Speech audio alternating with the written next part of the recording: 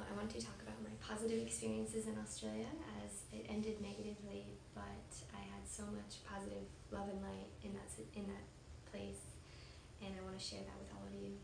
I've gained so much insight into my own life, into the life around me, and life in general, and patterns and behaviors of people. And I really want to share my experience because I feel like such a new person, a new perspective. So I first moved to Sydney, which is my dream city. I got to live in Manly, another dream area where I could walk everywhere. I could, I walk to the beach, walk to the nature, my yoga studio. They had a food co-op, which I volunteered at.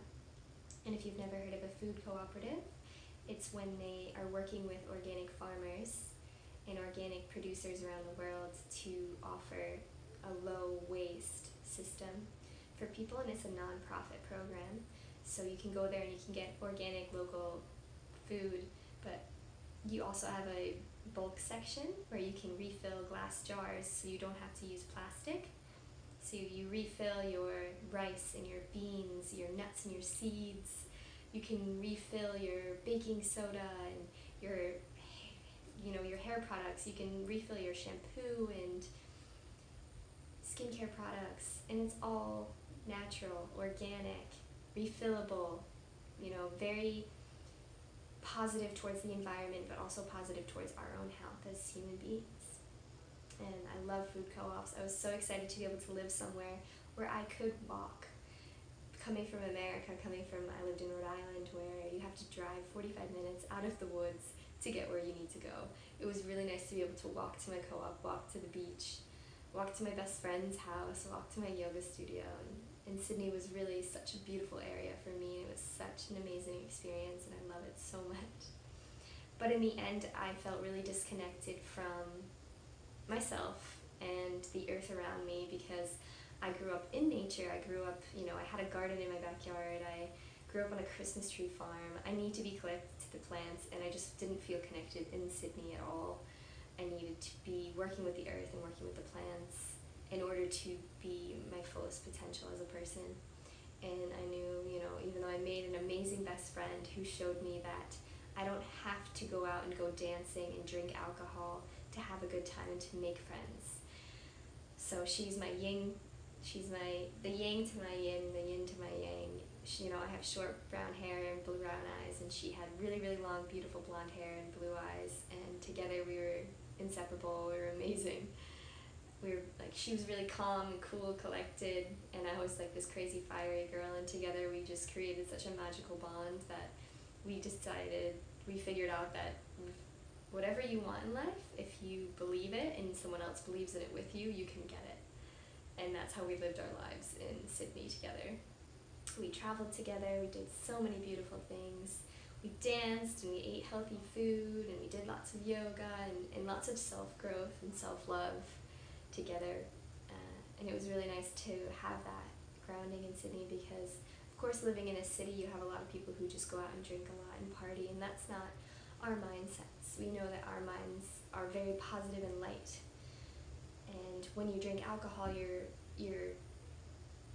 decreasing your energy, decreasing your vibration, and lowering who you are as a person in the love and the light. It can ground you, yes, but it can get you to a stage of discomfort as well, and it's hiding part of your subconscious. So that was my experience in Sydney. We ended our times, we both lived in Sydney, I lived in Manly and she lived in Freshwater right next door, which is an amazing beach, so beautiful, freshwater, even though it's salt water, but it's so clean and beautiful. We ended our experience together by traveling. We rented a van and we drove down the coastline together, and we flew around and we checked out different parts, Magnetic Island, Fraser Island, so beautiful. I got to hold koalas and snakes and check it out, which was an interesting experience. We both didn't like, at first it was cool, we're gonna hold a koala and take pictures. It wasn't a nice experience, honestly. I feel like this animal is exploited and it was not okay. So we would not be doing that again. And now koalas are endangered, so they should not be exploited like that, ever again. We also went and checked out the Great Barrier Reef and the Daintree Rainforest. So the oldest rainforest in the world is the Daintree Rainforest, and it's connected to the Great Barrier Reef. magical experiences, but what I would say is do not go on the tourist boat with 60 other people.